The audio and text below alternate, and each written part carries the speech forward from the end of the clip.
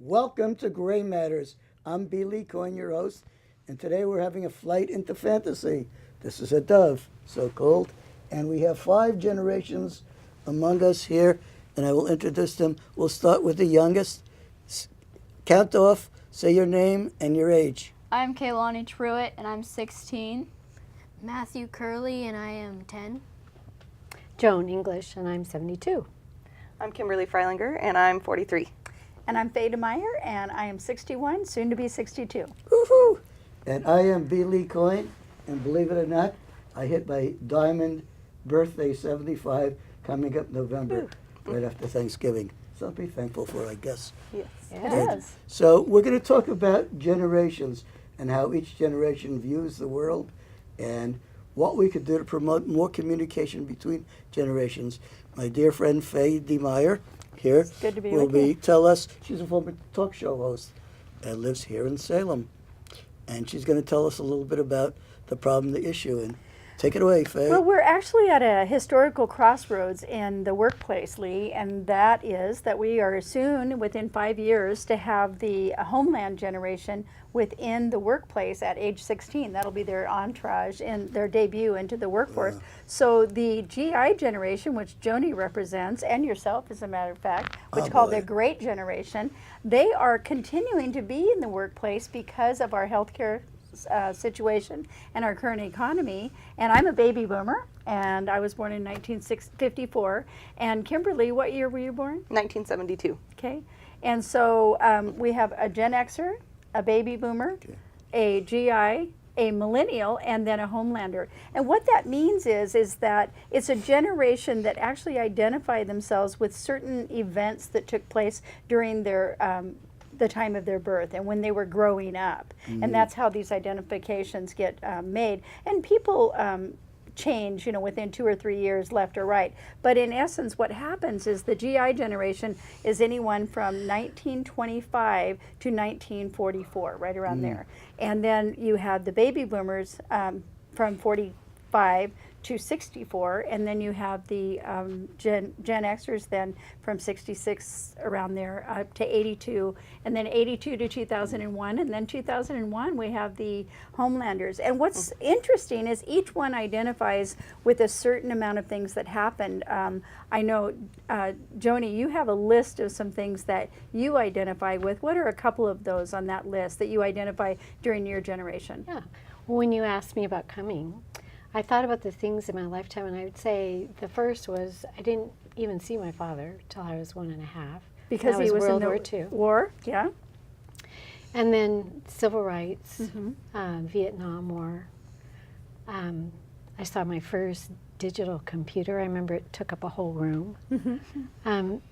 Bob Dylan, I remember, impacted my life. I think probably losing 12 friends in the Vietnam War Was a big difference. was yeah. a huge impact. And as a baby boomer, I remember when JFK was killed, and I'm sure that you do too. I was 9. I was in a 3rd grade classroom, and I remember everyone just so sad that our president had been killed. That was a big influence Yeah. on us. Obviously, the Vietnam War also for myself. And the whole idea of the civil rights movement was huge. I lived in North Carolina in 1960, and so I got to see the integration of the black children into the schools and just the war. And I think you said you'd seen Yeah. on the news them hosing down. Yeah. Wasn't that in Arkansas, if I'm Yeah, not I was mistaken? in high school, I remember. Yeah. And that was life-changing to see So, that. Kimberly, what were some things that you recall in your generation that affected you? I remember hearing about the tail end of the Vietnam War and how it had impacted my parents and their friends. But the first big milestone was probably in 8th grade, and that's when the Challenger was destroyed, and the teacher that was on it, and the first teacher in space, and it was such a big deal. And we were watching it live in the library at school, and we just couldn't believe our eyes. And I remember the people on TV just saying, I think something's gone wrong. And we're like, yeah, something's gone really wrong. Then in college, the Clinton scandals. We could call that generational trauma. Yeah. Yeah. It's shared trauma, collective trauma. Absolutely. So we think of JFK as a generational trauma, the Challenger. And then during Kaylani's time, what was the major trauma there? pretty much just social media. Social media took over. Electronics, just everybody's using electronics these days. Social media. The is first a big- generation of 9/11 also, Yeah. right? That would have been a major trauma for that. That's true. You were yeah. so young Yeah. during that time, but I was only one. you were born during it, and everyone, it's post 9/11 for your generation. And I think for Matthew, what I love, Matthew, we were talking about how people your age communicate. What's the main way people communicate at your age right now? Face to face usually. Face to face, because most of your age, you're 10, don't have a cell phone yet, right? Yeah. But you said a lot do. Yeah. Yeah.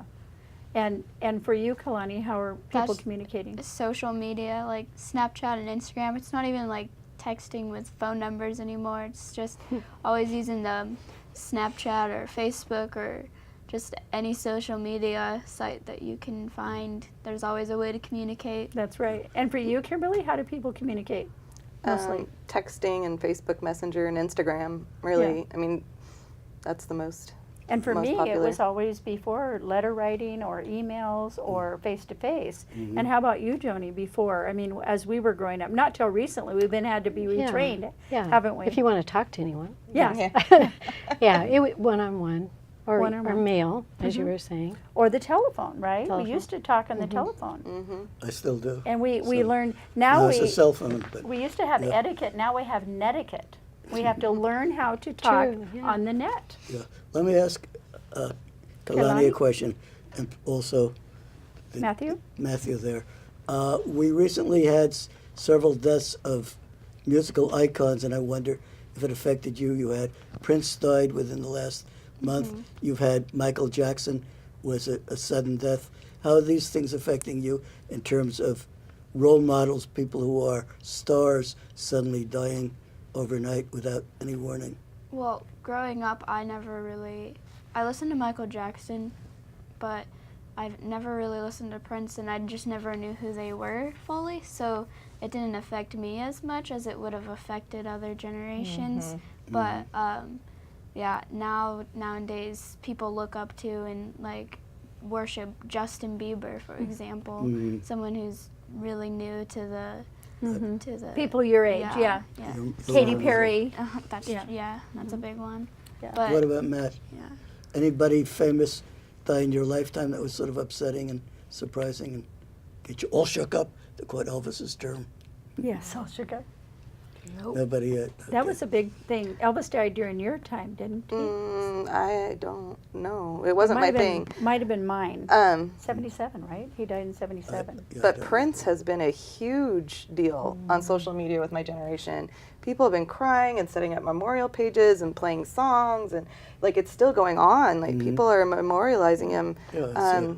and It's gonna they be a felt long like he was a healing really process. big impact on their life. And And Elvis had that effect on people too, didn't he? Definitely. yeah, and Michael Jackson was a big deal too. So I want you to imagine the workplace with these differences and who affected and how communication will be different just among us and what effect that'll be on production and effective customer service.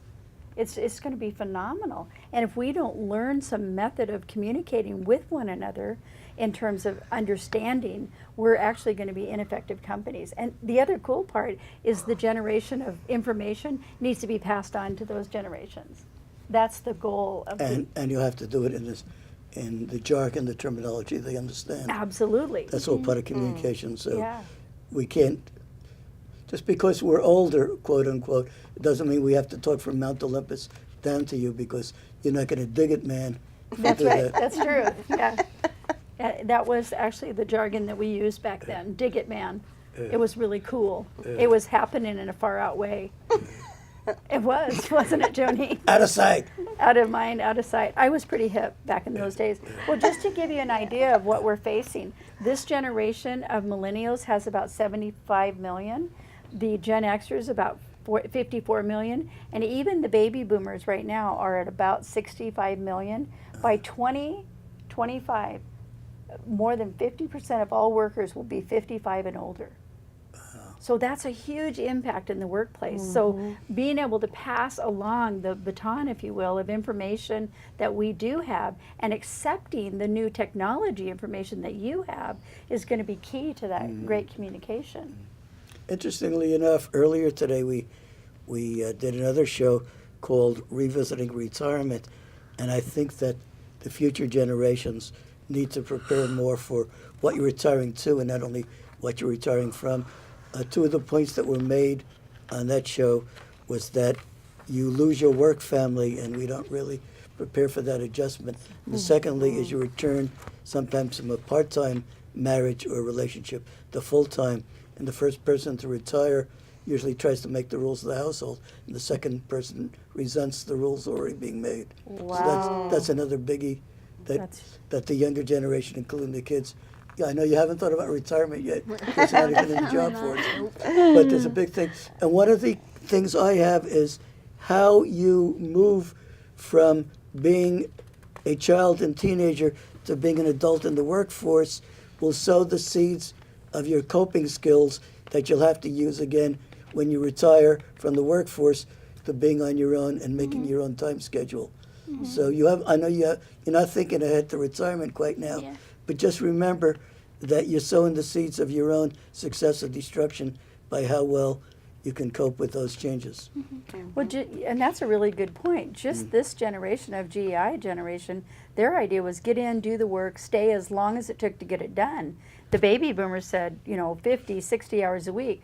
And then Gen Xers said, no way, we have to have work-life balance, right? Yes. And then now the That's right. millennials are going, we'll do what it takes, but we want to do it without your supervising Guidance. us. Yes, that's right. And right now we don't know what the Homelanders are going to do. We have no idea yet because they're not in the workforce. Right. So it's just kind of a really interesting conundrum. Many baby boomers GI people thought they were going to be retired, and that was over. They're coming out of retirement, Lee, and they're having to go back to a minimum wage job or something like it, or doing part-time work in order to pay for their health care or just the essentials that they need to survive, with things having gone up so much. After the drop in 2008, it changed baby boomers and the GI And generation. that puts you out of your comfort zone, certainly. Big time, yeah. And there's also, you just stated in a minute ago, there's a loss of identity. I was a retiree that had made it. Now my 401's a 101. What do I do now? So your identity goes with that money. The wealth was just lost. The suggestion was 3/4 of America's wealth was lost during that drop. It's not that it hasn't come back. Well, the other part deals with how much of your identity is tied up with your job, Yeah. and Yeah. to what degree. I think we talked before the show, but I'll bring it up. It's sort of like a pyramid, and our self-identities, how we value ourselves. For instance, like Miss English over there, that you're a mother, you're a daughter of somebody who may not be here, you drive a car, you're a chef in the kitchen, you plan the family vacations, et cetera, you're a book reader, you're a music lover, and each of those things has a value in your pyramid of self-worth, and a lot of it's interactional. As we grow older, we lose some of those social roles, sometimes by planning, sometimes they rob from us, and how well we adjust to the loss of roles and changes of roles affects our quality of aging. It affects our quality of aging and our self-esteem, right? Our Right. self-confidence Tied to do in. more. So are you dig what I'm saying, man? Yeah. Does that Do make I sense? dig it? Yeah. Yeah. So Well, I wonder too, I Matt? would ask Matthew what you think about that. What kinds of roles right now that you have, or have you lost any? Or do you feel like you're getting new roles, like you're a son, you're a student? What else? What else would you say you are? I maybe kind of now musician. Yeah, absolutely. And right now you're a TV star, right? So to add that to your wait role. till Hollywood comes to sign you up, man. That's right. That's awesome. So you see that's what he's suggesting, that you're gaining, and there's this crescendo, really. Yeah. And Yeah. then all of a sudden you begin to lose. Right. Yeah. And Well, so I get personal satisfaction out of being producer here at CCTV because it gives my life some purpose. That's right. That's right. And it also, you're promoting other people for purpose as well, which is kind of a dual layer of that. Educator, you are my educational resources here. Yeah. Everybody in the studio, including people out there who may be our future guests. So write to us at CCTV, 575 Trade Street, if you want to be a future guest, and we'll negotiate. It's interesting That's- because we have generational differences, 5 generations, but we also have diversity. We have gender diversity now in our culture that's changing the way we look. And I would guess that generations that are older who didn't have those issues that they're facing with gender identification, that would be a huge communication thing in the workplace. For example, a man or a woman comes in identifying as different from what they present in their biology, and an older generation may not be able to accept that. And that's going to be difficult in the workplace. Right. And I know even talking about it as a professor at Schmeketa, I find myself wanting to be careful with my biases and my own knowledge of biology and my own knowledge of psychology, and say, what do you think? And then have the conversation be open in the classroom. And it's difficult. It really is difficult. So Tell the people what course you teach. I teach psychology, human interaction, and then psychology in the workplace. And that's why this is such a passion for me, because I'm getting the youth of America ready for the workplace. Excellent. Yeah. So, and then I also have a private practice where I do something similar to Kimberly, in that I promote people to become effective and productive in the workplace and in their personal life. So a lot of times when people have done talk therapy for a long time, they come to me for do therapy. If you want to do it, I'm the one. And so is she. Right? Yep. And I like that. Yeah. I'm going to share with you something from my therapy, psychology past. There was a guy who had Crohn's disease, and so he lived with his mother and had the kind of bag that he put in for his digestion and all. And he had very low self-esteem, and he claimed that he'd made a lot of bad decisions in his life. So what I did is I sat him down. Well, 2 things.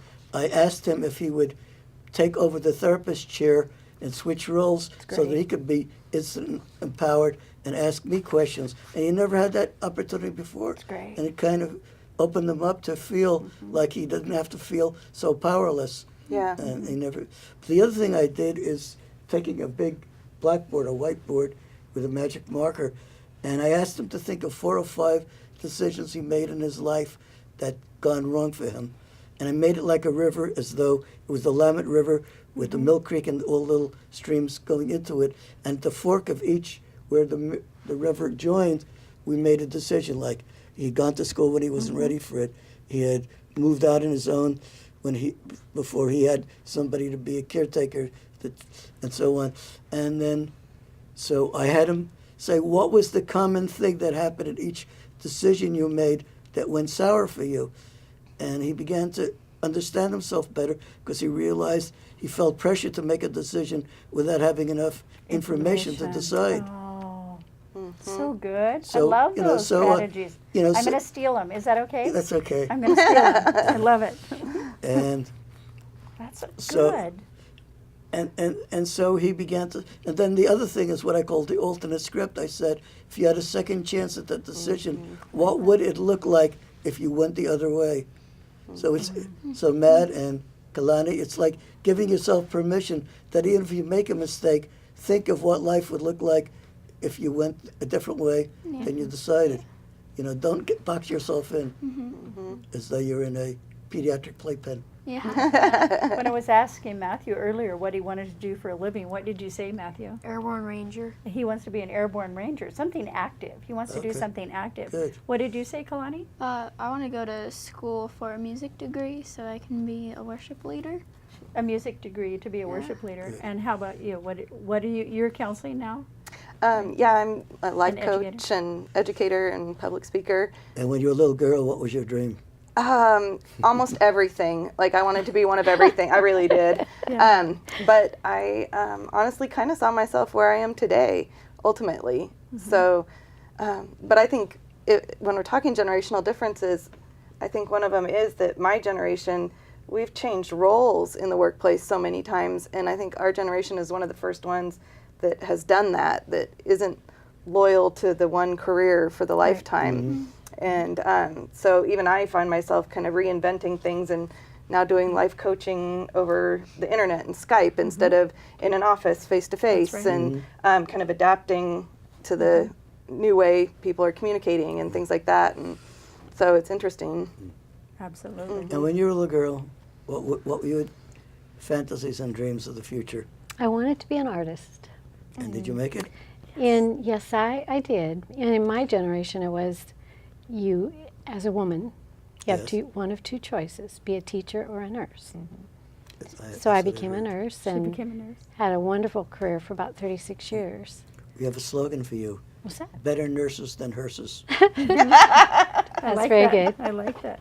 That's I very wanted to good. be a talk show host and a celebrity. And you came close to it. I'm working on it. I, No, I've always wanted to be a social worker. I actually was a migrant worker, and a migrant kid in a camp, and I saw a social worker bring food in, and I thought I want to do her job. So I did that for a few years. by the way, I haven't thought about this for over 10 years, but I came up with an alternate, more sophisticated name for the term social worker, because worker implies almost blue-collar type things. Uh-huh. Euthenicist, from the word euthenics. Euthenics. Oh. Euthenicist. Euthenicist, huh?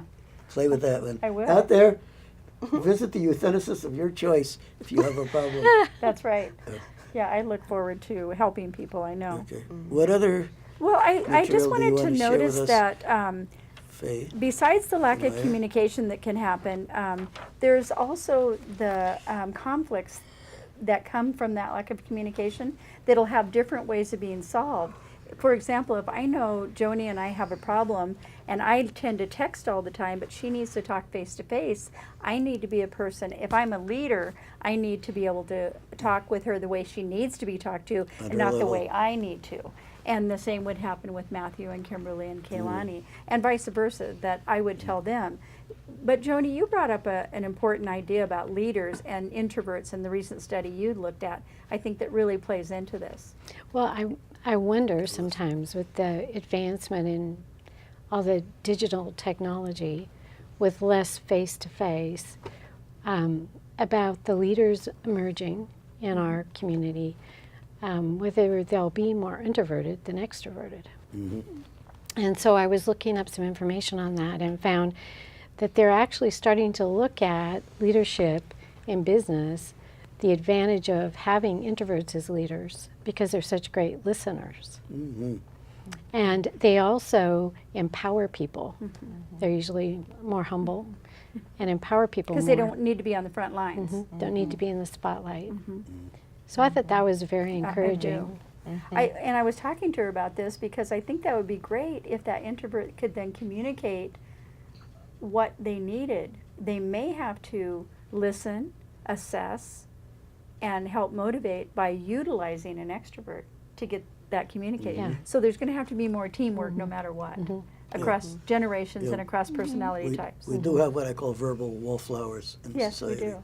We do. And But how- society's set up largely as an extroverted event. Our culture School, work, is very all of it. extroverted. Especially if you come from New That's York. true.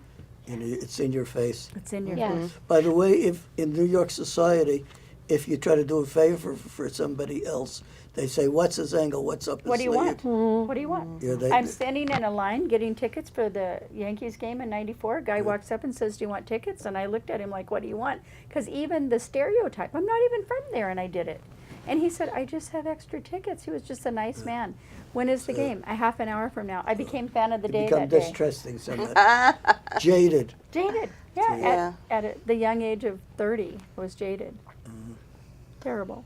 So the counselor in me wonders what you're thinking about how we bridge communication gaps Yes. in the multiple generations that are happening. Yeah. You know, I was going to bring up, with 4 minutes left, now's a good time. When I was doing social work at the Rochdale Senior Center, Queens, New York, we had 3 or 4 very successful programs that were intergenerational. One of my favorites was called Operation Green Thumb. Now's a good gardening time. We took a garbage dump next to a middle school, and we got a grant from a foundation and turned it into a intergenerational garden with a scout, usually I think a Boy Scout and a senior citizen, sharing a plot. The Boy Scout did the heavy digging, and the senior citizen did the hosing of the great. water and that kind of stuff. That's and great. sticks. And Cornell University Extension Service gave us all kind of stuff about chicken wire fencing and peat moss manure, things I never learned. And you did a couple other intergenerational things. Yeah. What was the other one? Another one was puppetry. And what we did is We used our writing class, writing group to do a script. We used our needlecraft to make hand puppets. And then we hired a drama coach, and we went to various nursery and other schools in the area, and we did a show, That's intergenerational. wonderful. I love that. Mhm. That's amazing. We- Could I make a Yes, statement Joan. too? I think when you were talking about as you age, then sometimes really your dreams start dissipating. But I find for myself, hanging out with people like this keeps me young. I think so too. So I'm constantly learning from them. Mhm. And I would just offer that to anyone in our age group. If you don't want to get old, That's right. then don't stay home. Go hang out with these people. Good. Well, Matt? I'm finding myself wanting to hang out with people.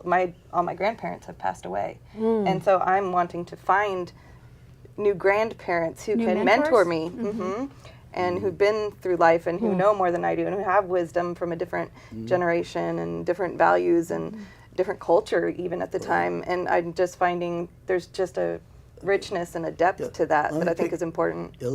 Kimber, let me pick up on something that could be done. We can start the movement here in Salem and Kaiser. If we team up schools with nursing homes Yeah. and assisted living homes, we could start a kind of a letter writing program Yes, yes. to each other. And you could 89% of people Pen in nursing pals. homes Yep. do not get a visit in the year. 89% of people Wow. living in nursing homes within a Okay. year do not get a visit. So- So I think it'd be great, Wow. not only pen pal, but later to visit. Yeah. Yeah. So Matt, how would you like to have an honorary grandma or grandpa in a retirement home? That would be cool. I think that's an awesome idea. And you could learn about their generations.